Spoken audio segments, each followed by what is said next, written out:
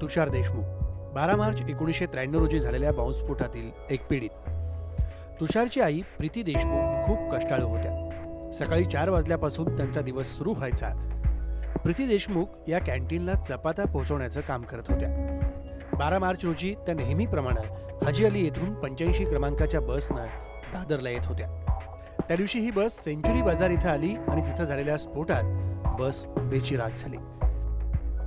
त्यातच प्रीती देशमुख यांचा दुर्दैवी मृत्यू झाला।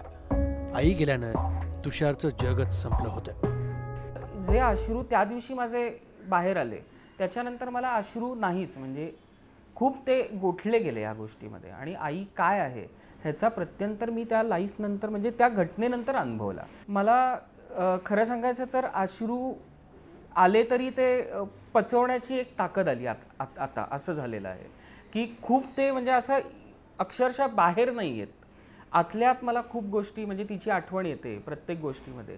दरवर्षी आज 20 वर्ष पूर्ण होत आहेत।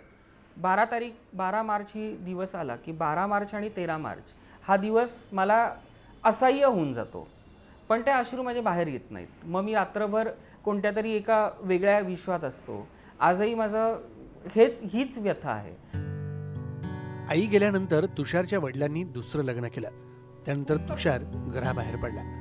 ज्यांच्यामुळे तो आईला मुकला त्यांना कडक शिक्षा व्हावी असं त्याला वाटतं। ज्या पद्धतीने आज न्यायव्यवस्था इतकी लूज आहे ती न होता ताबडतोब त्याच्यावरती कुठेतरी न्याय झाला पाहिजे।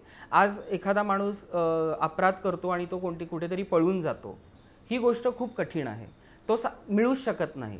किंवा त्या लोकांना इथे आणून इमिजिएट ताबडतोब फाशी देणं गरजेचं आहे। आपण त्यांच्यावरती खटले करत आणि त्यांना सगळा पैसा आपलेच आपण टॅक्स त्यांच्यावरती भरतो, ही खूप चुकीची गोष्ट आहे। म्हणजे निरपराध लोकांना त्यांनीच मारायचं आणि आपणच त्यांना कुरवाळत बसायचं, हा न्याय काही कळतच नाही की कोणत्या प्रकारचा न्याय। संकटात बुडालेल्या तुषारला तेव्हा साथ मिळाली ती त्याचा मित्र योगेश म्हात्रेची। त्यामुळे तुषारला घर मिळालं, रक्ताच्या नात्यापलीकडची माणसं मिळाली। योगेश आणि आम्ही मग फार एकदम हे झालं, आम्ही सुन्न झालो।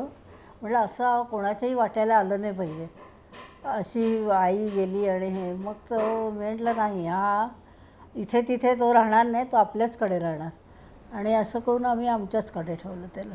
चांगला मुलगा एवढा आहे, कॉलेज करायला मागतो आहे, हे करायला मागतो आहे, धंदा करायला मागतो आहे, यालाच आपण हे नाही केलं तर कुठच्या तरी मार्गाला जाईल। आणि न जाण्यापेक्षा मुलाला आपल्याकडेच आपण का नाही ठेवावा, ह्या दृष्टिकोनातून मी त्याच्याकडे नजर केली आणि मी माझ्या जवळ केला त्याच्या। 12वीत असतानाच योगेश आणि तुषार व्यावसायिक होण्याचं स्वप्न पाहत होते। थोडे पैसे जमवून त्यांनी ट्रॅव्हलचा व्यवसाय सुरू केला। सुरुवातीला एका गाडीवर सुरू झालेला हा व्यवसाय आता 40 गाड्यांपर्यंत पोहोचलाय। त्यांची वार्षिक उलाढाल देखील काही कोटींच्या घरात आहे। तुषारकडे आज सर्व काही आहे, पण त्याच्याकडे त्याची आवडती आई मात्र नाहीये। व्हिडिओ जर्नलिस्ट उमेश पडवळकरसह सुधाकर काश्यप, IBN लोकमत, मुंबई।